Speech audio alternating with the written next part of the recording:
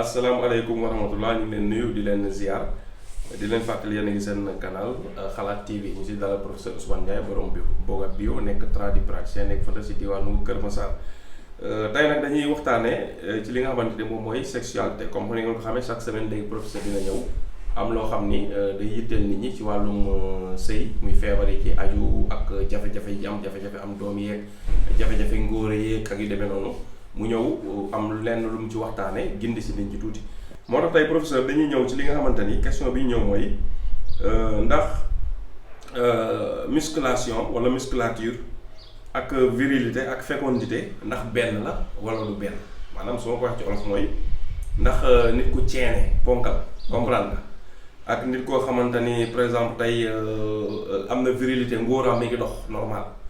ak ki nga xamante ni maanaam man yom baax na ndax yooyu yëpp benn la wala du benn. waaw sëñ Pape ñu ngi lay nuyu di la ziar di ñëw ci question boo xam ne dina xaw a naqaree faram fàccee mais buñ ci jéemee rek dina leer ci ñenn ñi. donc mu nekk 3 points yoo xamante ni dañ koy wax musculature. virilité ak fécondité. donc ba xam benn point bi la wala déet wala am nañu ay relation donc psychologiquement. nit ñi dañuy jàpp ni am nañu relation te seen relation des na am na relation gaa mais relation bi demeewul niñ ko yaakaare c'est que ça veut dire foofoo tax muy naqaree développé maanaam amuñu relation bu suudewu benn boo xamante ni boo amee bii rek bii dafa war a ñëw wala bii non mais tamit am nañ benn relation boo xamante ni tamit yàqu ci dara maanaam. ñoom ñëpp mën nañoo daje. léegi boobaa pour nit ki comprendre. dinañ jéem a expliquer wu pour nit ki mën a xam c'est-à-dire que li tax ma ne am nañu relation mais amuñu relation mooy que ni musculature mooy nit ku ceene nit koo xamante ni développé na les muscles développé na am na posture bu kii daal bu am doole. léegi loolu baax na ci wàllu ngóora baax na xam nga walla mais nit mën na ñëw du am posture boobu. gën leen ngóor a kële ki ko am xam nga yaa ngi may comprendre wala déet maanaam tey nit mën na entraîner ba ceene mel ni ñu ko doon seetaan bi nekk xale film Bruce Lee ni mu ceenee noonu am ko xam nga am na musculature bu normal mais ci wàllu virilité bi mën na des xam nga li ma wax ci virilité bi mën na des maanaam ci wàllu ngóoraam kàttanu sëyam mën na des nga gis koo xamante ni kàttanu sëyam day dëgër day baax mais amul posture bi kële am mën na la ko ëppale mën na nekk nit ku ne. te boo xoolee yaram bi mënul ab yemba. waaw kay waaw te mën na gën a baax na kële. mais nag am nañ relation que ci benn côté mooy que ni ki am posture boobu baax loolu baax na ci wàllu sëy baax na ci wàllu ngóora parce que boo defee dañuy wax ni.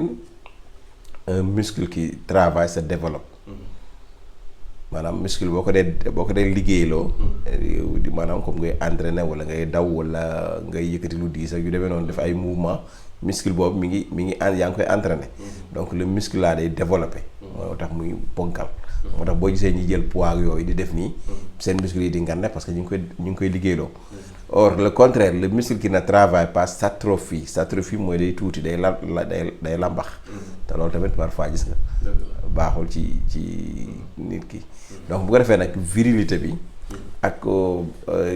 ak lële musculature bi donc ñaari composants la yoo xam ne bu ko nit ki amee boole leen moom moo gën mais su fekkee amu ko tamit virilité bi moom en fait tënkuwul ci musculature xam nga leer na wala déet léegi tamit tënkuwul tamit ci fécondité parce que la fécondité aussi nekkul ci loolu parce que tey di nga gis koo xamante ni tey nit ku am jëmm la am taxawaay bu baax posture te mënta am doom parce que man yoom peut-être xëy na baaxul donc loolu aussi amul relation la fécondité. dafay ko ceene la te day sëy bu baax. day sëy bu baax waaw satisfaire partenaire am. waaw kay mais man yoom baaxul.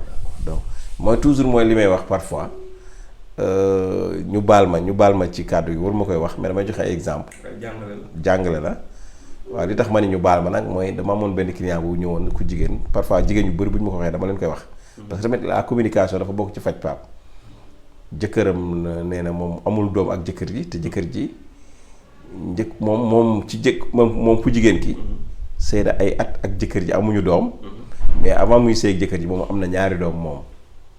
sëyam bu njëkk. waaw sëyam bu njëkk moom am nañ ci ñaari doom. am na ci ay doom waaw kay. léegi moom mu ñëw di faju ma ne ko non mais tamit foog nga dem sa jëkkër moom mu dem xooli boppam. en priorité sax. en priorité comprendre nga. parce que toujours dama koy wax ci vidéo yi Pape. c'est-à-dire ñun li ñu dal rek mooy góor gi fii ak mi ngi sëy normal. maanaam mi ngi sëy ak soxnaam normal di ànd ak moom di yéex a daanu di sëy ak moom normal di ko satisfaire rek. pour moom su amul doom jigéen ji la. fekk moom mën na nekk ci moom. bien sûr. toujours dañ koy wax parce que spermatozoïde itam. wala sperme moom moo baaxul. te spermatozoïde yu baaxul def nañ ci ay vidéo def nañ ci azoospermie oligospermie asténospermie yooyu yëpp def nañ ci ay vidéo comprendre nga pour wala ni nit ki mën na am mànn yu bu doy te mànn yu baaxul mën na bañ a am mànn yu lu doy comprendre donc loolu yëpp day nekk ci li nga xamante ni mën na nekk facteur empêché ko ba du am doom loolu la ñuy wax la fécondation loolu nag jotewul ak dara ak posture bi mooy ki nga xamante ni musculé na mi ngi am na virilité mi ngi sëy normal bokkuñu donc loolu mooy problème bi mais dafay naqaree xàjjatle surtout ñun suñu société jigéen bu amul doom rek ñu ni dafa jaasir rek fekk mën na nekk ci ku góor ki donc yooyu tamit foog ñu ciy bàyyi xel quoi. 50-50 la day yaakaar. waaw 50 yi ci góor yi lay nekk 50 yi ci jigéen ñi waaw ñaar ñëpp ñoo war a dem di seet seen yaram. kon ñu ko buux jigéen ñi rek. waaw kay waaw.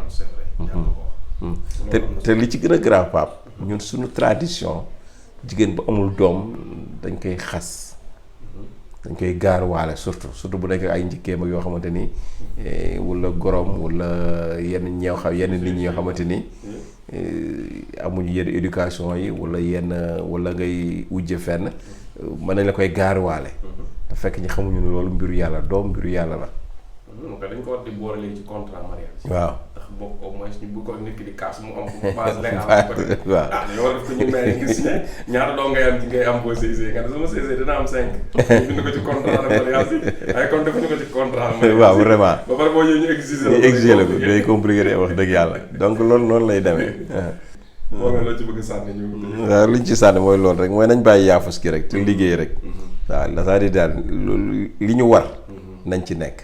waaw li nit ki defal li la war rek li ci des na nga bàyyi ci loxo yàlla waaw loolu daal lañ ci doon yokk asalaamaaleykum wa rahmatulah. waaleykum salaam wa rahmatulah.